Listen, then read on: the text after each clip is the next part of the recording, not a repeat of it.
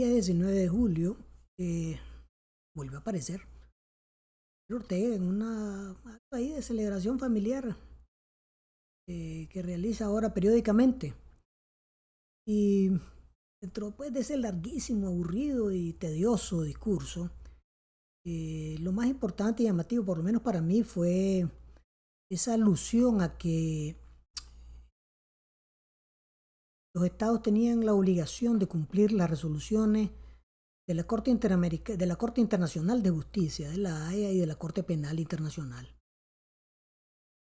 Interesante porque pues, Daniel Ortega tiene pendiente ahí una orden de la Corte Interamericana de Derechos Humanos que salió hace unos 15 días, en donde se ordena que libere a 25 presas y presos políticos que se encuentran en condición de enfermedad en sus cárceles, secuestrados por su régimen, por el régimen de los Ortega Murillo. ¿Ha cumplido Daniel Ortega con esa orden de la Corte Interamericana de Justicia a la cual Nicaragua está obligada? No, no ha cumplido. ¿Ha cumplido Daniel Ortega con las resoluciones de la Comisión Interamericana de Derechos Humanos para que se den medidas provisionales de protección a presas y presos políticos? No ha cumplido. ¿Ha cumplido Daniel Ortega con la orden de la Comisión Interamericana de Derechos Humanos y ahora de la Corte también internacional, de la Corte Interamericana, de que muestre a Brooklyn Rivera, al profesor Freddy Quesada, que están desaparecidos, y a Carlos Bojorge? No, no ha cumplido. ¿Cumplió Daniel Ortega con las recomendaciones de la Comisión Interamericana de Derechos Humanos para el respeto a los derechos humanos durante las protestas del 2018? Cuando policías y paramilitares, que él reconoció que eran policías voluntarios, salieron por sus órdenes a disparar contra personas desarmadas que andaban en manifestaciones pacíficas. No, no ha cumplido.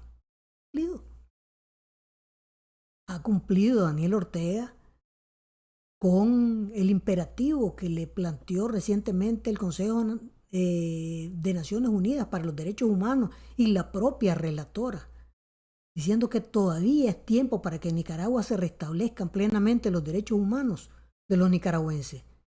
El derecho a la libre expresión, libre movilización, libre organización, libertad de religión, libertad de culto. ¿Ha cumplido Daniel Ortega con esas obligaciones internacionales y que además están en la Constitución nicaragüense? No, no cumple.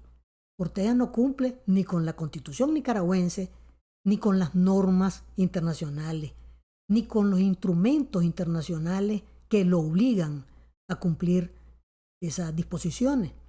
Entonces lo que vimos fue un Ortega candil de la calle y oscuridad de la casa, como decía mi mamá. Candil de la calle, la posición más cómoda. Ahí aparece, sangrando o aparentando sangrar por lo que pasa afuera, mientras le saca sangre a los nicaragüenses adentro. Candil de la calle. Que cumpla Daniel Ortega con las resoluciones que lo obligan a él y al Estado de Nicaragua al pleno respeto de los derechos humanos. Y entonces tal vez vamos a pensar que deja de ser un mentiroso y manipulador. Porque a estas alturas pues ya se sabe que ninguno de esos discursos de Daniel Ortega son creíbles. Ni siquiera la gente que estaba en la plaza le cree. Que son gente que va obligada, que va amenazada. Va amenazada con que lo corran, va amenazada con cárcel. Porque ahora pues le ha tocado el chipote y el distrito 3 a los funcionarios públicos. Recuerden que hay 147 presas y presos políticos registrados. Eso es lo que el mecanismo de reconocimiento de presas y presos ha determinado.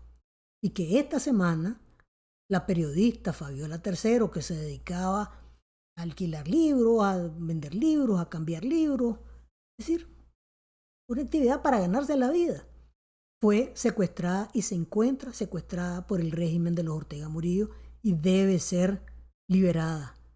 Ella y todo el resto de presas y presos políticos. Recuerden, dependen de nosotros que presas y presos políticos que se encuentran en las cárceles de los Ortega Murillo sean liberados.